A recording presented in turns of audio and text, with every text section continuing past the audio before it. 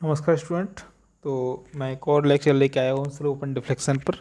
अभी हम लोग एक लेक्चर कंप्लीट कर चुके हैं जिसमें स्लोप एंड डिफ्लेक्शन का मैंने आपको इंट्रोडक्शन समझाया और उसके बाद आपको एक कैंटिलीवर बीम पर यूडीएल और पॉइंट लोड के थ्रू कैसे हम लोग अपना स्लोप एंड डिफ्लेक्शन निकाल सकते हैं वो प्रोसेस समझाया। And now I am discussing about again cantilever beam and simple supported beam which is subjected to point load and UDL also. Okay, तो हम लोग अभी फाइंड करेंगे। सबसे पहले मैं देता हूँ अ point load on a cantilever beam. तो यहाँ जो पॉइंट लोड है वो कैंटिलीवर बीम के फ्री एंड पर ना होकर दूसरे कहीं भी किसी भी डिस्टेंस पर है। ठीक है, लाइक दिस। देखिए यहाँ आप देख रहे हो कि यहाँ आपका एक कैंटिलीवर बीम है, ये सिंपल कैंटिलीवर बीम है इस तरीके का। और आपने जो लोड लगाना है पॉइंट लोड वो यहाँ ना लगाकर, है ना, आपने कहाँ लगाया, यहाँ लगाया है। जब लोड यहाँ लगाया तो क्या होगा, इस लोड के थ्रू यहाँ से लेकर यहाँ तक पॉइंट ए बी एंड सी, तो पॉइंट ए से लेकर सी तक क्या होगा, इसमें डिफ्लेक्शन आपका होगा लोड के अकॉर्डिंग।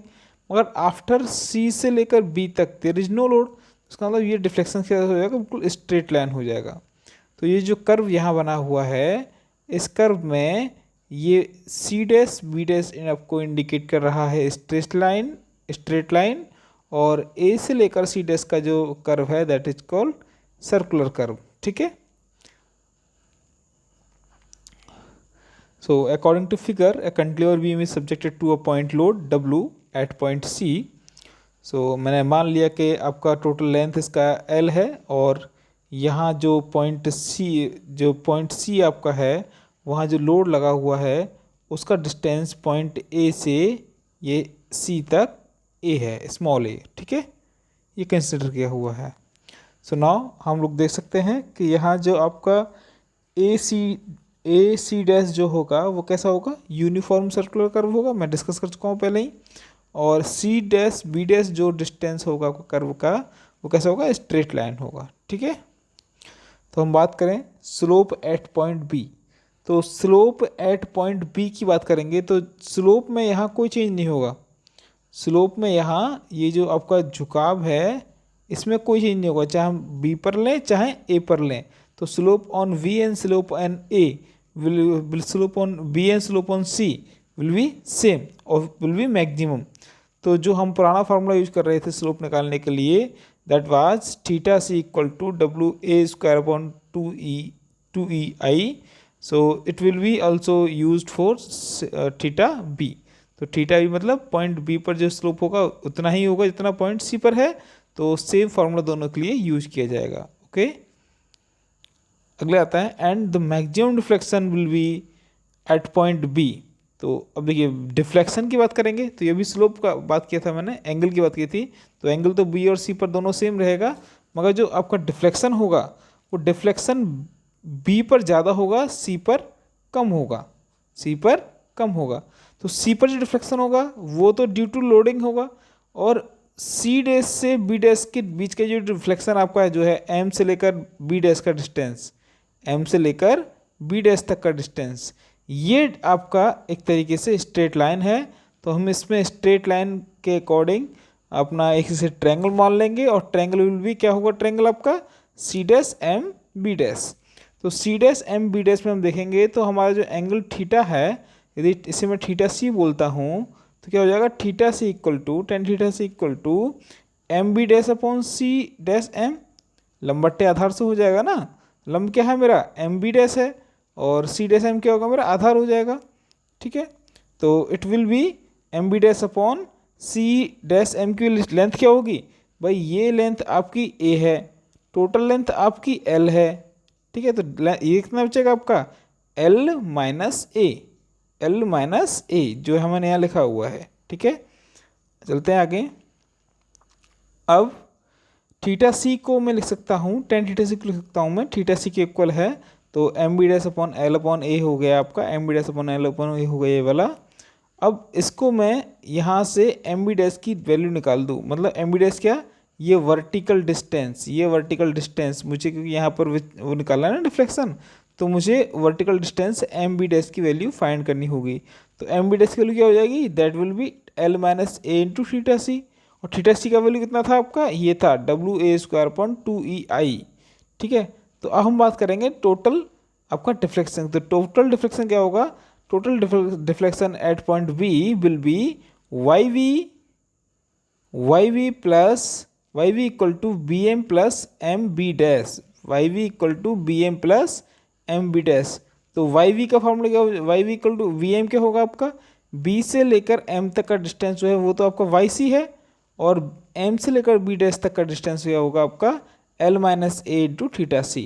तो मैंने सिर्फ थीटा सी का वैल्यू उठाया, और वाई सी का वैल्यू हम पुराने फॉर्मूले के अकॉर्डिंग रख देंगे, डब्ल्यू एल ए क्यू या W A cube upon 3EI plus L minus A W A square into upon 2EI। तो ये जो फॉर्मूला है ना आपका W A cube upon 3EI, actually ये फॉर्मूला मैंने प्रीवियस लेक्चर से लिया हुआ है, वहाँ से आप देख लीजिएगा इसको। पुराना लेक्चर देखे होंगे तो आपको दिक्कतें इसमें नहीं आएंगी। ठीक है, और आपका ये जो थीटा सी का वैल्यू है ये आपने निकाल ही लिया है अभी। थीटा सी का वैल्यू तो हमको मालूम ही है कितना है, W A square root 2EI, ये भी आपको पहले लेक्चर से लिया हुआ है। ठीक है, तो आप यहाँ वैल्यू रख देंगे और काम आपका हो जाएगा। ओके, अगला क्वेश्चन देखते हैं। अगला है a cantilever beam is subjected to UDL at a distance. तो वही सेम केस आगे। अब यहाँ क्या होगा आपका, यूडीएल पर कंप्लीटली यूडीएल आपका नहीं लगा होगा, या पूरी स्पैन पर यूडीएल नहीं लगा होगा, ऐसे लगा होगा जैसे देखिए डायग्राम में दिख रहा है। ये आपका टोटल लेंथ एल है, तो इस एल पर यूडीएल नहीं लगाया है, यूडीएल लगाया हुआ है ए डिस्टेंस पर। कितने पर, थोड़ी सी डिस्टेंस पर। इससे मैंने मान लिया कि ए डिस्टेंस पर आपने यूडीएल लगाया हुआ है, ये वाला। ठीक है, तो अगेन जब हम यूडीएल लगाएंगे तो क्या होगा, ए से लेकर सी डैश तक, ए से लेकर सी डैश तक जहाँ यूडीएल लगा हुआ है वहाँ तक आपका कर्व में बेंडिंग होगा, मगर after that there is no load, तो क्या होगा, यहाँ से लाइन आपकी स्ट्रेट हो जाएगी। तो बेंडिंग कर्व कैसा बनेगा, ऐसा फिर स्ट्रेट, ऐसा ही बना हुआ है यहाँ पर। ठीक है, देख लीजिए। ओके, तो अब मैंने यहाँ टर्म्स मान लिए कि पॉइंट सी तक मेरा लोडिंग हो रही है, पॉइंट बी तक का मुझे डिफ्लेक्शन फाइंड करना है। तो ये आपका एक ट्रायंगल बन जाएगा, सी डैश एम और बी डैश वाला, और मुझे ये लेंथ पहले निकाल ही चुका था मैंने, L minus A into B C था, ये थीटा सी था। तो अब मुझे क्या करना है, अब मुझे यहाँ पर ये यूनिट लेंथ, ये आपका जो लोड लगा हुआ है UDL W per unit length, इसके अकॉर्डिंग मुझे क्या होगा, वैल्यू को फाइंड करना है। तो देखिए मैं ऐसे करता हूँ, हम लोग पुराने फॉर्मूले के अकॉर्डिंग ले लेंगे। तो according to figure UDL is working on a cantilever beam. ठीक है, which is fixed at a point. तो अब यहाँ पर हम बात करें तो बेंडिंग जो होगा वो कहाँ होगा, आपका बेंडिंग आपका ए से सी डैश तक होगा, और सी डैश से बी डैश तक क्या होगा, स्ट्रेट लाइन होगी। एक क्लियर हो गया पहले से ही, क्योंकि वहाँ कोई लोड लगी है। तो इसलिए स्लोप एट वी क्या होगा, स्लोप एट बी, जितना स्लोप आपका बी पॉइंट पर होगा उतना ही स्लोप आपका पॉइंट सी पर होगा, क्योंकि यहाँ पर आपने कोई लोडिंग बीच में नहीं लगाई है ताकि आपके स्लोप पे कोई आपका दिक्कत आए। तो जितना स्लोप सी का उतना स्लोप बी का। तो फॉर्मूला हम जो पुराना यूज कर रहे थे क्वेश्चन वाला, वही फॉर्मूला यूज कर लेंगे। तो मैक्सिमम स्लोप कितना होगा आपका, theta B equal to W A cube upon 6EI। ठीक है, ये प्रीवियस लेक्चर से है। और अगला आपका गया, and we know that maximum deflection at point B. तो बी पर हमारा मैक्सिमम डिफ्लेक्शन कितना होगा, है ना, यदि हम देखो मेयर करें तो क्या होगा, ये टोटल होगा आपका बी से लेकर बी डैश तक का डिस्टेंस। तो बी से लेकर बी डैश तक का डिस्टेंस निकालने के लिए मुझे क्या होगा, मुझे इसे ट्रायंगल मानना पड़ेगा C dash M B dash वाले को। ठीक है, मैंने वही किया, और यहाँ से बी डैश एम की वैल्यू मैंने फाइंड कर ली जो पहले की थी। करने के बाद अब मैं क्या करूँगा, अब मैं इसको अलग से डिफाइन करूँगा। तो वाई बी क्या होगा मेरा, वाई वी होगा Y C plus L minus A into theta C. तो वाई सी की वैल्यू क्या होगी आपकी, डब्ल्यू ए 4/8EI, पुराने प्रीवियस लेक्चर से लिया हुआ है। एल माइनस ए कॉन्स्टेंट हो गया आपका, यहाँ पर ले लिया, और W A cube upon 6EI, ये भी पुराने लेक्चर से मैंने थीटा सी की वैल्यू ले ली, यही वाली ली, देखो ये वाली। ठीक है, तो इस तरीके से आपका कैंटिलीवर बीम कंप्लीट हुआ। और now I am discussing about simple supported beam. तो simple supported beam is subjected to a point load like this. देखिए ये एक सिंपल सपोर्टेड बीम है, ऐसी ये बीम है, ठीक है, जिसका पॉइंट ये ए है, ये पॉइंट बी है, और यहाँ इसके मिड ऑफ स्पैन में मैंने कोई डब्लू पॉइंट लोड लगा रखा है। तो पॉइंट लोड लगाओगे क्या होगा, आपको ये जो बीम है वो इस तरीके से क्या होगा, इस कर्व में मुड़ जाएगी। तो इस कर्व में मुड़ने के बाद इसका देखिए स्टार्टिंग के एंड पर और लास्ट के एंड पर, यहाँ एंड्स पर पॉइंट ए और पॉइंट बी पर यहाँ कोई इसमें डिफ्लेक्शन नहीं होगा। तो इसका मतलब कह सकता हूँ कि पॉइंट ए और पॉइंट बी पर डिफ्लेक्शन जीरो होगा। हाँ, मगर यहाँ जो आपका जो कहते हैं ना एंगुलर, आपका जो एंगल होगा, यहाँ जो आपका कह सकते हैं स्लोप होगा, वो मैक्सिमम होगा, स्लोप विल बी मैक्सिमम, ठीक है। तो मैक्सिमम होगा तो मैं कह सकता हूँ कि मुझे बाउंड्री कंडीशन जब लगानी पड़ेंगी तो दिक्कत मुझे नहीं आएगी। सिंपल सी बात है। अब देखिए मैं डायग्राम देख लेता हूँ। डायग्राम में आप लोग देख ही रहे होंगे, डायग्राम में आपको ये टोटल लेंथ एल है, तो मैंने जब मिड में लगाया हुआ है डब्लू, आपका डब्लू फोर्स, तो क्या होगा L/2 इधर हो जाएगा, L/2 इधर हो जाएगा। और इक्वली हम जब इसका निकालेंगे RA/RB रिएक्शंस ए पॉइंट बी पॉइंट पर, तो आपको W/2 और W/2 दोनों मिल जाएगा। तो मैं चलता हूँ कि मैं मान लेता हूँ कि कोई पॉइंट P है जो कि पॉइंट A डिस्टेंस से आपका, एक कोई पॉइंट P है जो कि आपका A से X डिस्टेंस पर है। तो मैं अब इसी के अबाउट मूवमेंट लूँगा, ठीक है। तो according to diagram a point load W is acting on at a point C due to the similarity of load, maximum deflection will be at point C and slope will be zero. मतलब point C पर आपका deflection maximum होगा और slope zero होगा। And the at the ends of B, मतलब A और B पर deflection will be zero and slope will be maximum. Okay, clear रही चीज़ें। तो now taking movement about P, अब मैं P के अबाउट मूवमेंट लूँगा।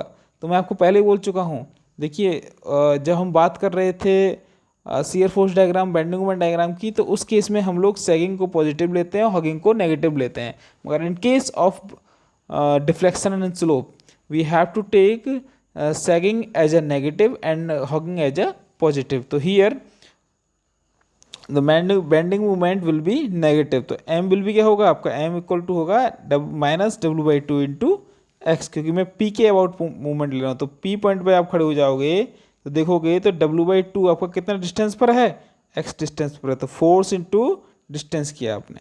उसके बाद क्या आ गया आपका इक्वेशन, आप जानते ही हो कि जो आपका डबल इंटीग्रेशन वाला इक्वेशन था, यहाँ पर क्या था equation, EI/d² equal to m हुआ करता था। तो मैं m की जगह क्या कर दिया, मैंने -W/2 इंटू एक्स को यहाँ पर पुट कर दिया। ओके, अब इसे करूँगा क्या, मैं इंटीग्रेट करूँगा। तो यदि मैं इसको इंटीग्रेशन करूँगा तो क्या होगा, मुझे यहाँ से मिलेगा इसके इंटीग्रेशन के बाद डिफ्लेक्शन इक्वेशन, ठीक है। तो मैं इसको कर रहा हूँ इंटीग्रेशन। इंटीग्रेशन करने के बाद क्या मिलेगा, मेरे को मिलेगा ये, ठीक है, EI/dy/dx equal to -WX²/4 plus C1।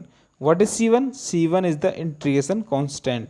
तो अब C1 की वैल्यू फाइंड करने के लिए मुझे लगानी पड़ेंगी इसमें बाउंड्री कंडीशंस। बाउंड्री कंडीशन कब, जब dy/dx कब जीरो होगा, जब आपका यहाँ बिल्कुल मिड में रहेगा लेंथ।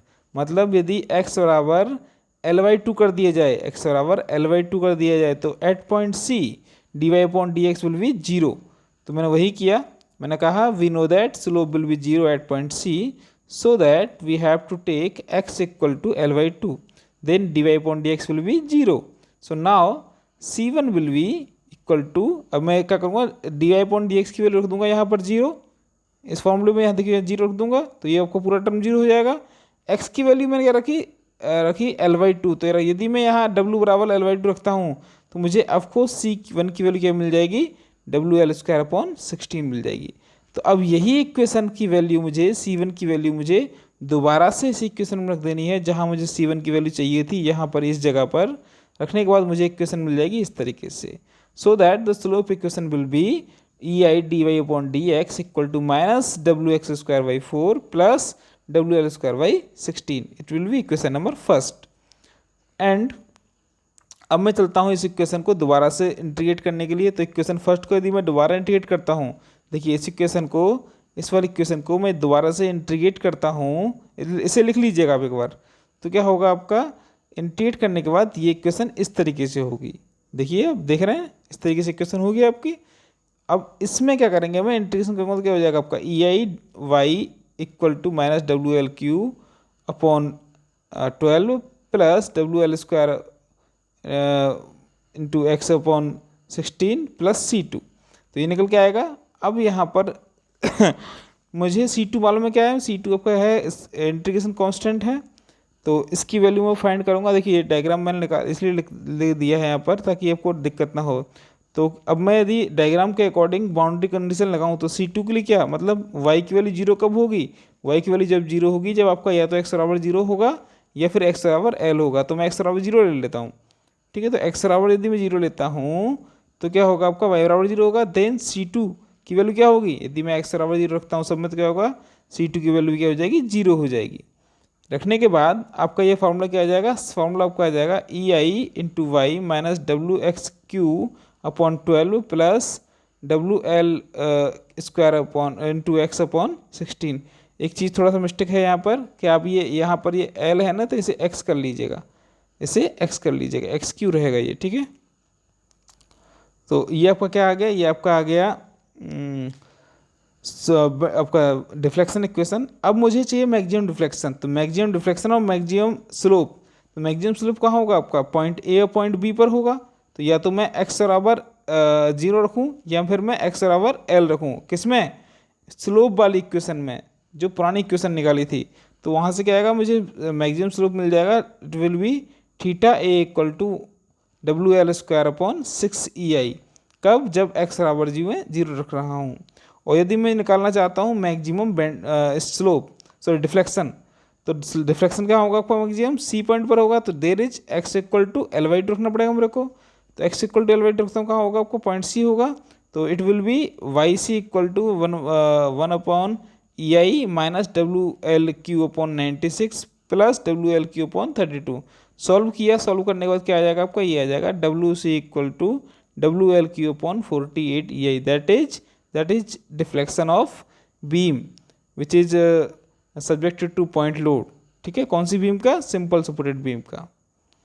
अब चलते हैं, simple supported beam is subjected to UDL. यदि सिंपल सपोर्टेड बीम पे आपका यूडीएल लगा हुआ है तो कैसे करेंगे, देखिए ये है डायग्राम। अब इस डायग्राम में देखिए कि आपका ये आपका फुल ऑफ स्पैन जो भी आपका है सिंपल सपोर्टेड बीम का, इस पर पूरे पे यूडीएल लगा हुआ है। जब इस पर पूरे पे यूडीएल लगा हुआ है तो मैं मान सकता हूँ कि कोई पॉइंट पी है जहाँ मुझे मूवमेंट लेना चाहिए। कोई पॉइंट पी मैंने मान लिया जहाँ मुझे मूवमेंट लेना चाहिए। तो मूवमेंट लेने के लिए अब सबसे पहले तो काम आपको ये करना है कि आर ए और आर बी की वैल्यू फाइंड करनी है।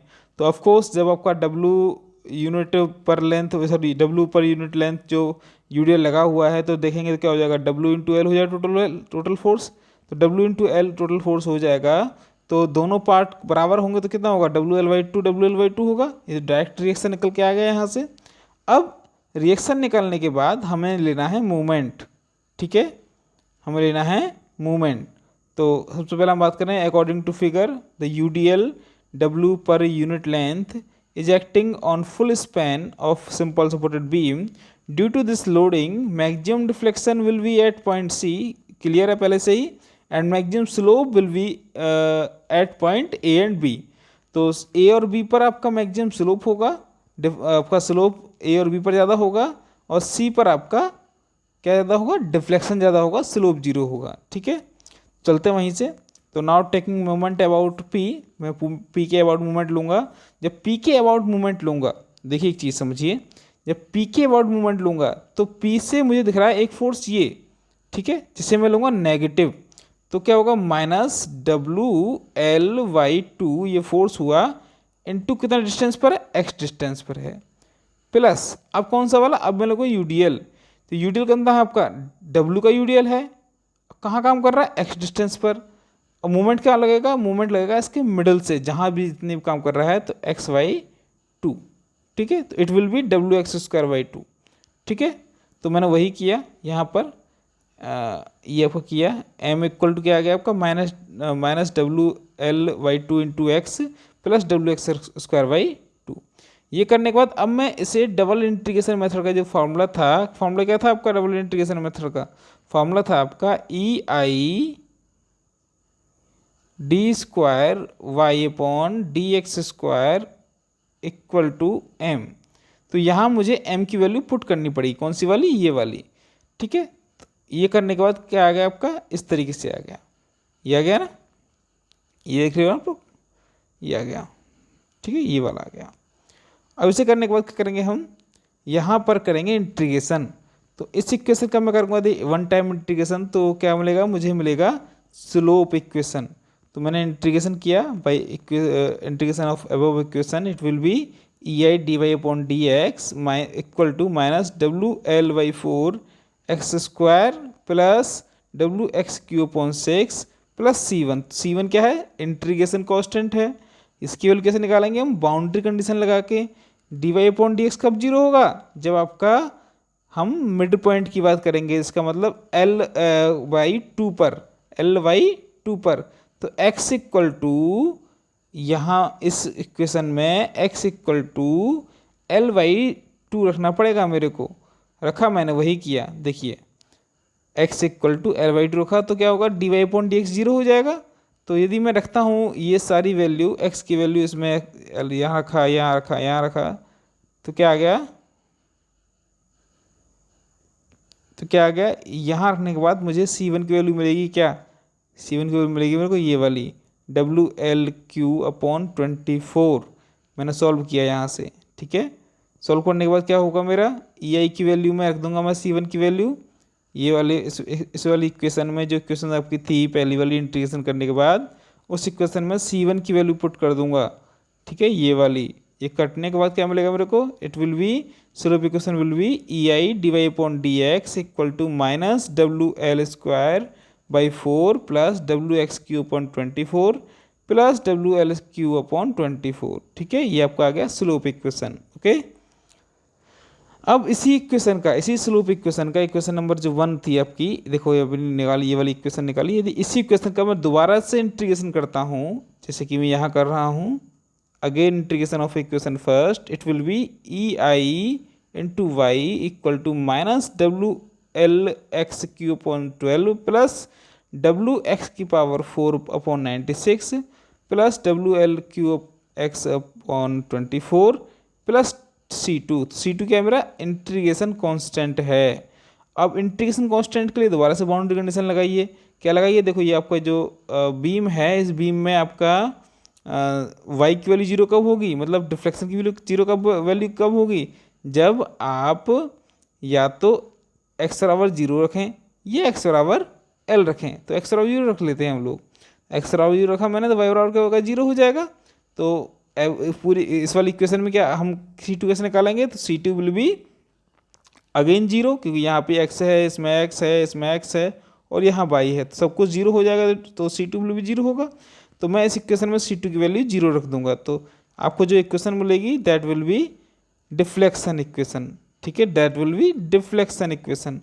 अब मुझे निकालना है मैक्सिमम डिफ्लेक्शन और मैक्सिमम स्लोप। तो मैक्सिमम स्लोप निकालते हैं पहले। तो मैक्सिमम स्लोप के लिए हम बात करेंगे, मैक्सिमम स्लोप का वहाँ कहाँ होगा? पॉइंट ए पर होगा या पॉइंट बी पर होगा? तो पॉइंट ए का मतलब क्या हुआ? एक्स बराबर जीरो रखना पड़ेगा मुझे। यदि मैं डिफ्लेक्शन इक्वेशन जो मेरी निकली थी उसमें एक्स बराबर जीरो रख दूँ तो क्या मिलेगा मुझे? Theta A will be equal to D Y upon D X equal to 1 upon E I W L Q upon 24।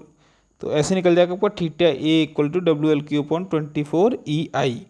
ठीक है, और यदि मैं निकालना चाहूँ मैक्सिमम डिफ्लेक्शन, तो मैक्सिमम डिफ्लेक्शन कहाँ होगा? बिल्कुल मिड में होगा, यहाँ पर पॉइंट सी पर होगा। तो पॉइंट सी पर होगा तो क्या होगा? एक्स बराबर एल बाई 2 रखना पड़ेगा मुझे। किसमें? इस डिफ्लेक्शन इक्वेशन में। इसमें रखने के बाद क्या मिलेगा मेरे को? मिल जाएगा मेरे को ये formula Y C equal to 5 upon 384 into W L की पावर 4 अपॉन ई आई। ठीक है, ये क्या मिल जाएगा मेरे को? ये मिल जाएगा मेरे को इसकी डिफ्लेक्शन का फॉर्मूला। सो आज के लिए सिर्फ इतना ही। एक बार आप सारे चीज़ों को देख लीजिएगा, जहाँ भी आपको डाउट लगे एक बार दोबारा कमेंट बॉक्स में डालकर पूछ सकते हो। और दूसरा, इनको नोट्स के तरीके से नोट कर लीजिएगा। यदि आपने नोट नहीं किया तो समझ में नहीं आएगा, और इससे पहला लेक्चर देखना जरूरी है, क्योंकि मेरे 3 लेक्चर 4 लेक्चर जो भी होंगे स्लोप एंड डिफ्लेक्शन में वो आपस में कोरिलेट करेंगे। तो मुझे और आपको चाहिए ये कि आप पहली वाली वीडियो के साथ कनेक्ट रहें। फर्स्ट वीडियो मेरी देख लें, उसके बाद सेकंड वीडियो देखें, ठीक है। लेक्चर नंबर 13 मेरा पहले देख लें, उसके बाद ये वाला लेक्चर नंबर 13B देखें, ठीक है।